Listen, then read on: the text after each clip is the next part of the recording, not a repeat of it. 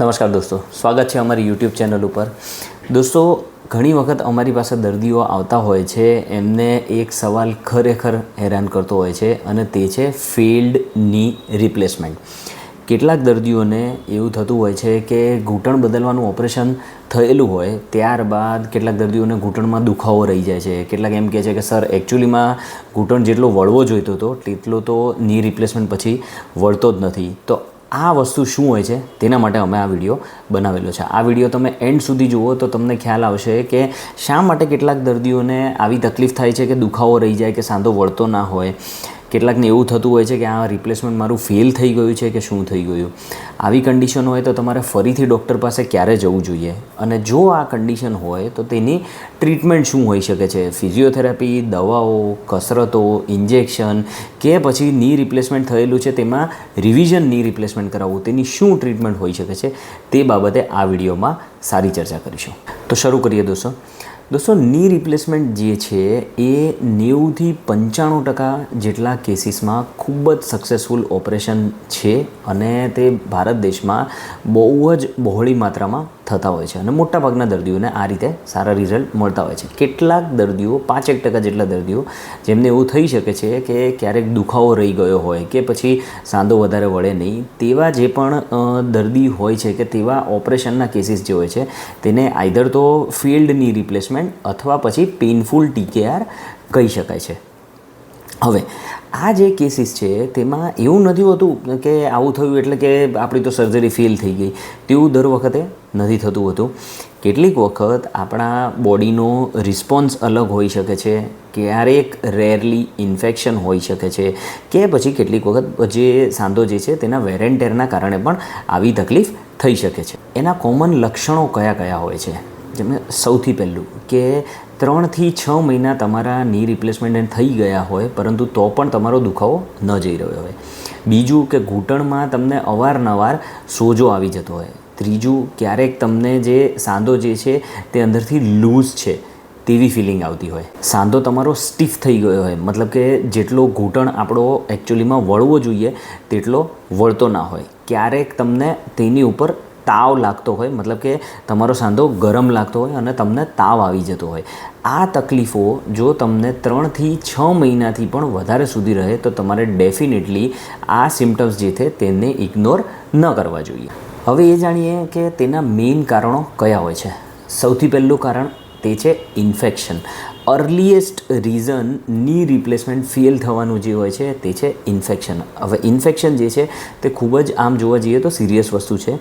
Infection જે છે તે શરીરમાં કોઈ પણ જગ્યાએ ઇમ્પ્લાન્ટ નાખવામાં આવ્યા હોય તો તેની ઉપર બેક્ટેરિયા જમા થઈ જાય છે અને તેના કારણે ઇન્ફેક્શન થઈ શકે છે. તેમાં તમારો સાંધામાં એકદમ જ સ્વેલિંગ આવી જાય છે, લાલાશ આવી જાય છે, તમને સાંધામાં અસહ્ય અનબેરેબલ દુખાવો થાય છે, ચાલવામાં પણ તકલીફ થાય છે અને તમને તાવ પણ ખૂબ જ વધારે આવે છે. હવે આ કન્ડિશન ક્યારેય પણ ઇગ્નોર ન કરવી જોઈએ અને તમારે ઇમિડિયેટલી તમારા ડૉક્ટર સાથે સંપર્ક કરવો જોઈએ. બીજી કન્ડિશન છે એસેપ્ટિક લૂઝનિંગ. હવે જે સૌથી લેટ જે કેસીસ ફેલ થતા હોય તે હોય છે એસેપ્ટિક લૂઝનિંગ.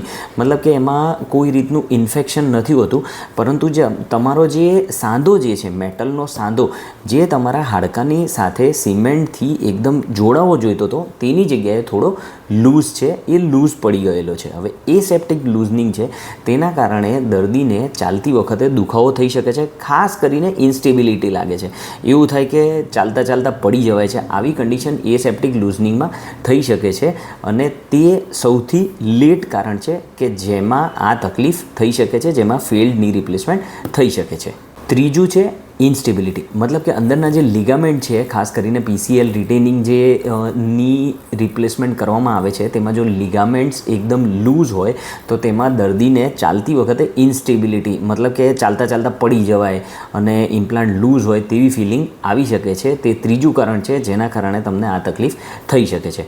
ચોથું મહત્ત્વનું કારણ છે ફાઇબ્રોસિસ. મતલબ કે તમારું ઓપરેશન થયું ત્યારબાદ જે સાંધો નાખવામાં આવ્યો છે તે જગ્યાએ સોફ્ટ ટિશ્યુના સ્કાર બની જવા અને ફાઇબ્રોસિસ થઈ જવું. આવા કેસીસમાં સારી એવી ફિઝિયોથેરાપી કરવામાં આવી હોય તો પણ તમને 90 ડિગ્રીથી વધારે સાંધો ન વળે તેવી તકલીફ થઈ શકે છે અને તેને કહેવાય છે ફાઇબ્રોસિસ.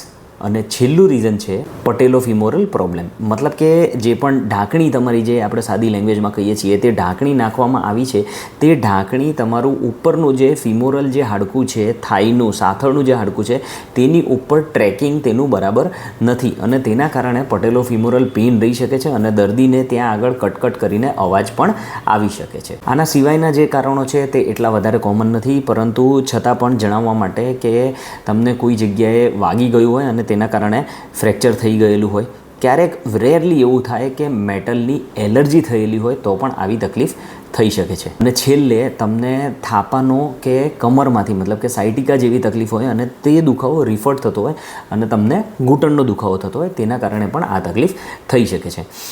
હવે મેઇન વસ્તુ જોઈએ કે આના માટે તમારે ડાયગ્નોસિસ કઈ રીતે કરી શકાય છે, કયા કયા રિપોર્ટ કરાવી શકાય છે. સૌથી પહેલાં તો તમારા ડૉક્ટર જે છે એ સૌથી પહેલાં તમારી પ્રોપર હિસ્ટ્રી લેશે, તેનું તમારો ઘૂંટણ જે છે તેનું પ્રોપર એક્ઝામિનેશન કરશે, અલાઇનમેન્ટ જોશે, ત્યારબાદ એક્સરે કરવામાં આવે છે.